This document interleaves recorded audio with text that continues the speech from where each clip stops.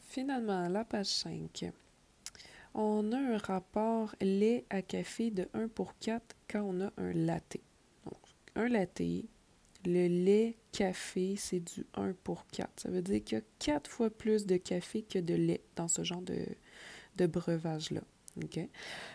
Si tu as du 1 pour 4, ça veut dire peut-être que tu as 1 millilitre de lait puis 4 millilitres de café. Mais peut-être que tu as 2 millilitres de lait et 8 millilitres de café. Peut-être que tu as, je sais pas, fois 6, 12 millilitres de lait sur 48 millilitres de café. Mais ce qu'on sait, c'est que c'est un rapport réduit, 1 pour 4.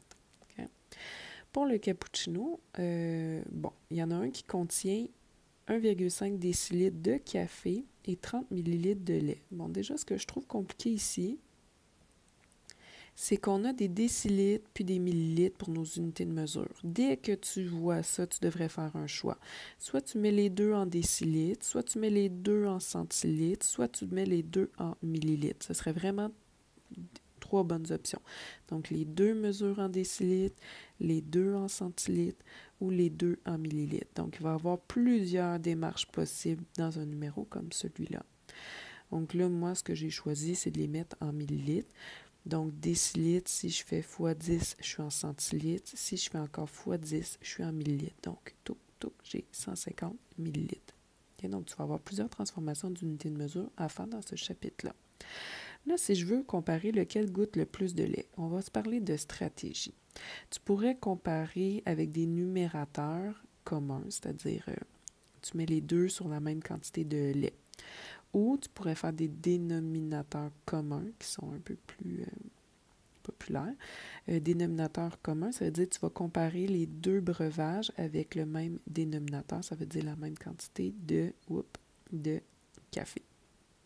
Enfin, il faut organiser tes affaires pour que ça se compare bien. Fait que je vais réécrire. Mon latte, je sais que c'est du 1 pour 4. Le 1, c'est pour le lait et le 4, c'est pour le café. Fait que je me le réécris, ça va m'aider à réfléchir.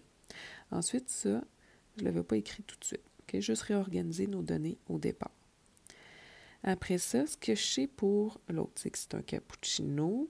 Il y a du lait aussi dedans et du café. Fait que si j'avais écrit lait au numérateur et café au dénominateur, l'autre aussi, je vais faire ça. Je vais mettre le lait au numérateur et le café au dénominateur et je vais mettre mes mesures.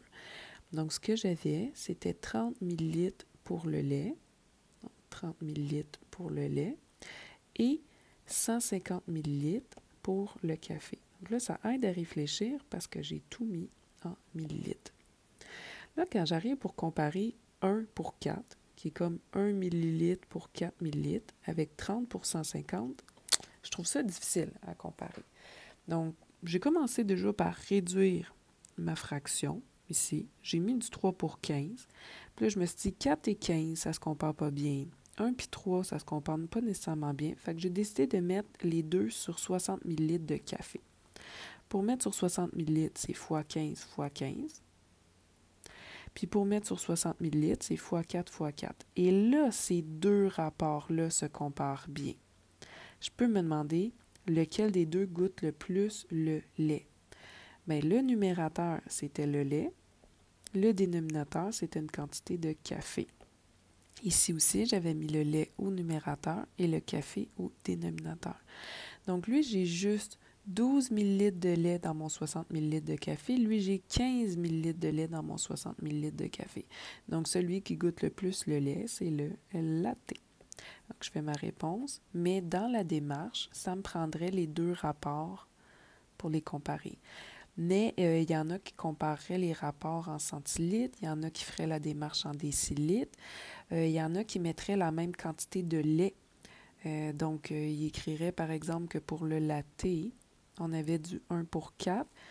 Ben, il pourrait regarder pour 3 millilitres. Donc, x 3 x 3, j'ai 12 millilitres de café. Et là, il pourrait bien comparer les deux liquides.